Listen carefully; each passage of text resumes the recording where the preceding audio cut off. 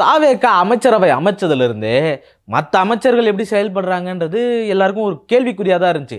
எல்லாம் சிரிப்பாக தான் இருக்குது. ஆனால் அமைச்சர் வன்னியரசு அவர்களுடைய செயல்பாடுகள் மட்டும் மிகவும் கவனத்தை ஈர்த்துக்கிட்டு வருதுன்னே சொல்லலாம். பல மெயின் ஸ்ட்ரீம் மீடியாக்கள் அதை கவர் பண்ணலை அப்படின்னாலும் நம்ம இதை பற்றி சொல்ல தான் போகிறோம். இன்றைக்கி இது வரைக்கும் செய்த வன்னியரசு அவர்களுடைய சாதனை, இந்த 30 நாளில் 1 மாதத்தில் அவங்க என்னெல்லாம் செஞ்சுருக்காங்க, விஜய் அவர்களுடைய ஆட்சி எப்படி இருக்குன்றதை தாண்டி அமைச்சரவையில் பங்கேற்ற அமைச்சர்களுடைய நடவடிக்கை எப்படி இருக்குது அப்படின்றது தான் இந்த வீடியோவில் நம்ம முழுசாக பார்க்க போகிறோம். வாங்க முழுசாக பார்த்துடலாம்.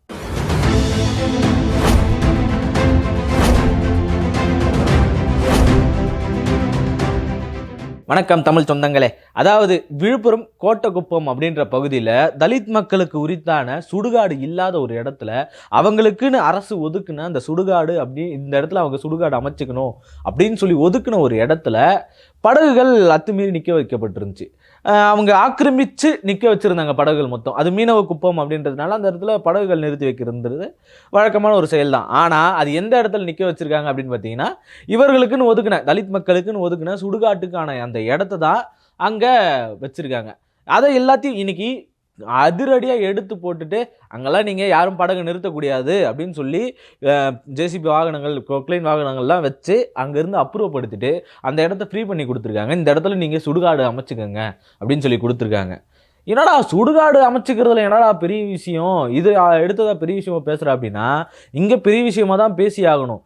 வழிநெடுக்க சுடுகாடே இல்லாமல், இப்போ சுடுகாட்டுக்கு போகிறதுக்கு வழியே இல்லாமல் சும்மா ஏனோதானன்னு ஏதோ ஒரு இடத்துல போட்டுருக்காங்க.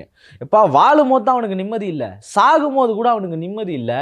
செத்ததுக்கப்புறம் அவன் பணத்தை எரிக்கிறதா புதைக்கிறதான்னு தெரியாமல் இந்த மண்ணோட பூர்வ குடிகளை இப்படி மாற்றி வச்சிருக்கோன்றது தான் மிக முக்கியமாக கவனத்துக்கு உட்பட்ட ஒரு விஷயமா இருக்குது. வன்னியரசு அவர்கள் இதை மட்டும் தான் செஞ்சுருக்காரா, இன்னைக்கு இதை மட்டும் தான் செஞ்சுருக்காரானா, தொடர்ந்து அவருடைய செயல்பாடுகள் எல்லாத்தையும் பார்த்துட்டு இருக்கோம். அந்த மாணவர் விருதுகள், ஆதி திராவிட நல விடுதிகள் இருக்குல்ல, அந்த விடுதிகளில் போயிட்டு அங்கே இருக்கக்கூடிய உணவுகள் எப்படி சமைச்சு கொடுக்குறாங்கன்ற வரைக்கும் அவரே கைப்பட எடுத்து சாப்பிட்டு பார்த்து தான் எல்லாத்தையும் சொல்கிறார். சாப்பிட்டு பார்த்தது மட்டும் இல்லாமல் மீடியாக்கள் யாரும் கூட வந்தாங்களா, நீங்கள் சாப்பிட்டு பாருங்கள், இதை நீங்கள் சாப்பிடுவீங்களா பாருங்கள் அப்படின்னு சொல்லி அவர் ஒரு கேள்வி வைக்கிறார்.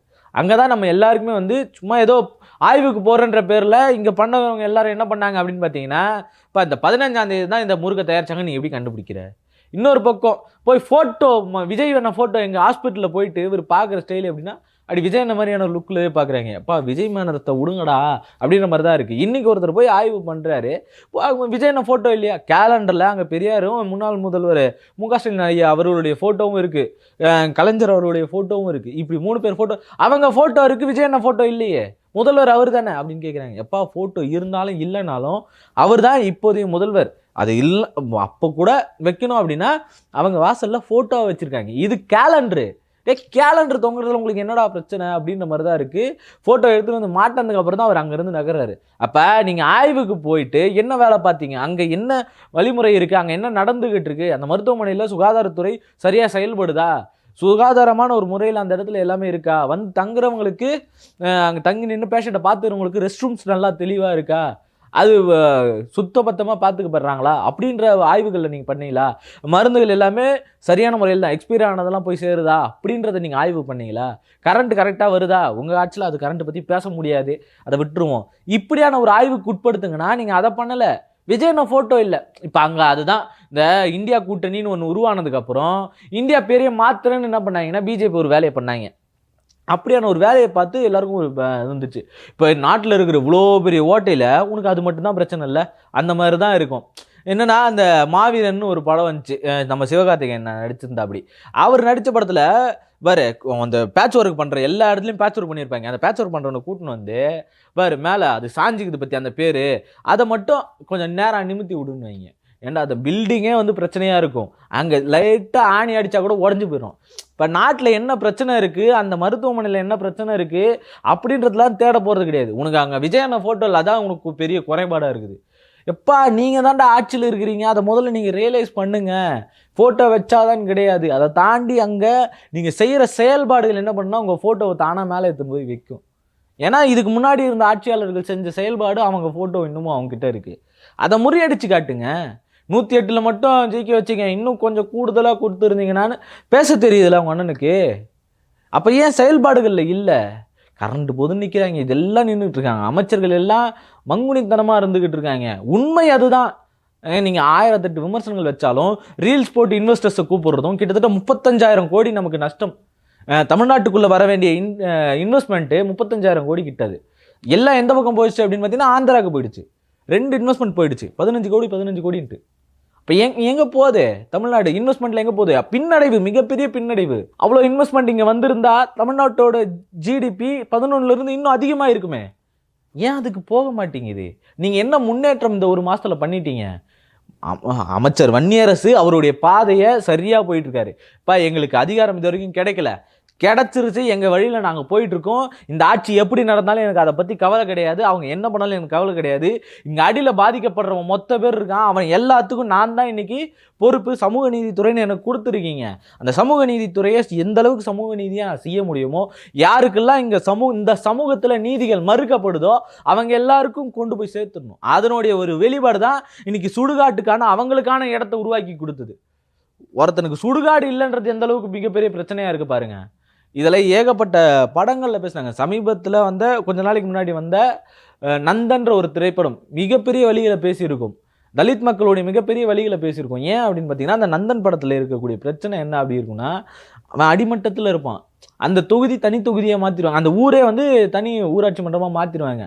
அதில் தலித் மக்கள் மட்டும்தான் நிற்க முடியும்னு வருது. இவருக்கு விசுவாசமாக அது வரைக்கும் அந்த தலைவராக இருந்த அவருக்கு விசுவாசமாக இருந்த ஒரு ஆளை பிடிச்சி அவர் நிற்க வச்சுருவாங்க. அவன் கொஞ்சம் என்ன பண்ணுவான்னா, இவங்க கையை மீறி போய் மனு கொடுத்துட்டு வரு, எங்கள் மக்களுக்கு சுடுகாடு இல்லை, சுடுகாடு வேணும் அப்படின்னு சொல்லி கேட்குறேன். போய் சுடுகாடு கேட்டால் அந்த சுடுகாடு நிலத்தை ஆக்கிரமிச்சு வச்சுருப்பார் அந்த முதலாளி. என்ன ஆக்கிரமிச்சு வச்சுருப்பாருன்னா, அவர் விவசாயம் பண்ணி அவர் காலங்காலமாக எடுத்துக்கிட்டு இருப்பார். அதுக்கு யார் எதிர்த்து போராடுவா தெரியுமா?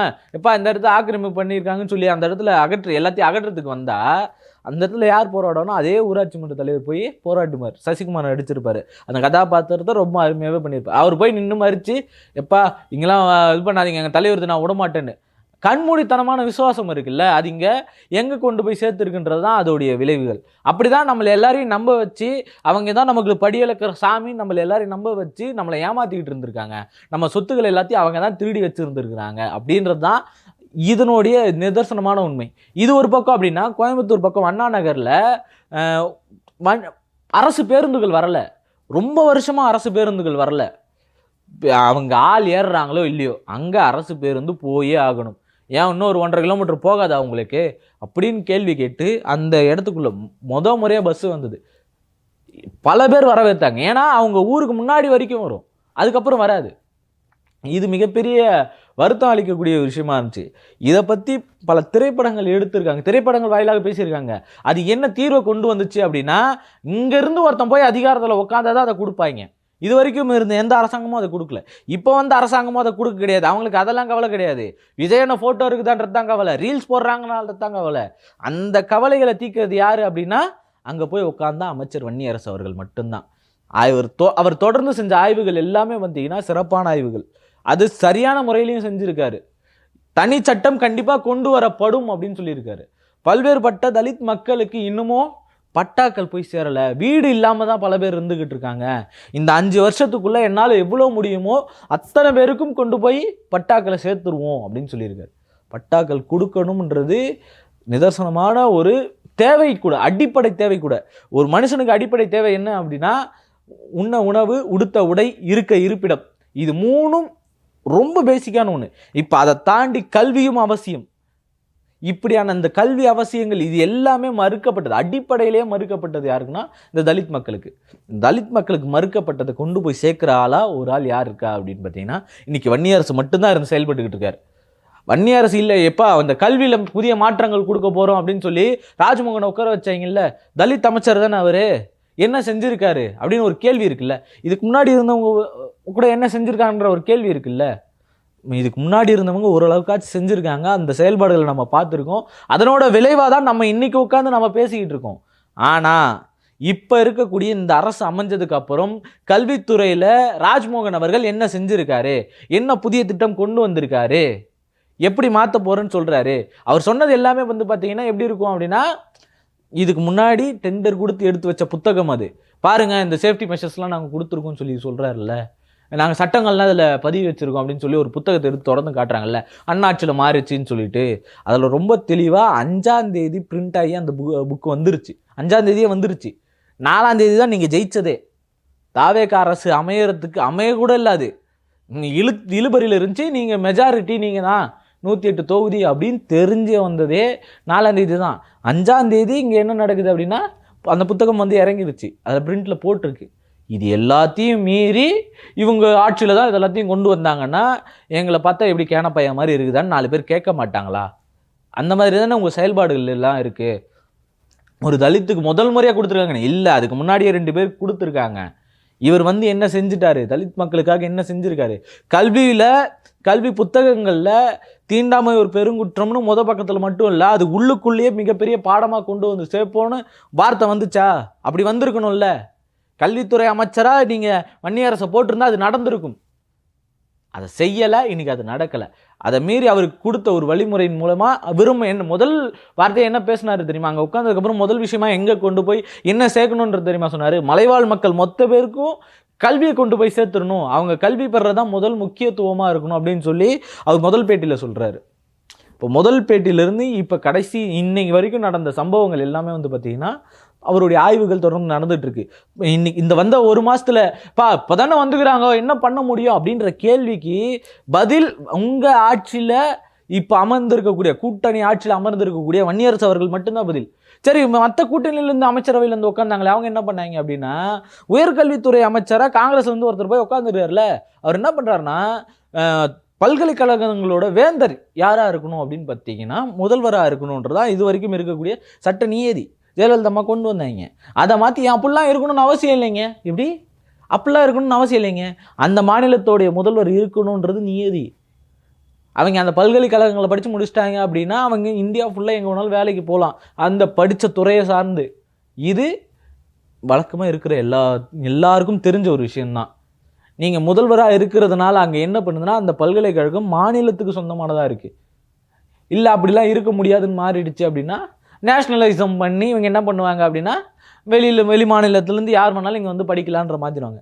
யார் வேணாலும் வந்து படிக்கலாம், உட்பட்டு தான் இருக்கிற சட்டத்திட்டங்களுக்கு உட்பட்டு தான், தமிழக அரசோட சட்டத்திட்டங்களுக்கு உட்படும். அது இல்லை அப்படின்னா இந்தியா ஃபுல்லாக இருக்கக்கூடிய சட்டத்திட்டம் தான், யார் வேணாலும் வந்து போகலாம். இவங்க கட்டி இது பண்ணி வைப்பாங்களாம், இதை ரெடி பண்ணி வைப்பாங்களாம்.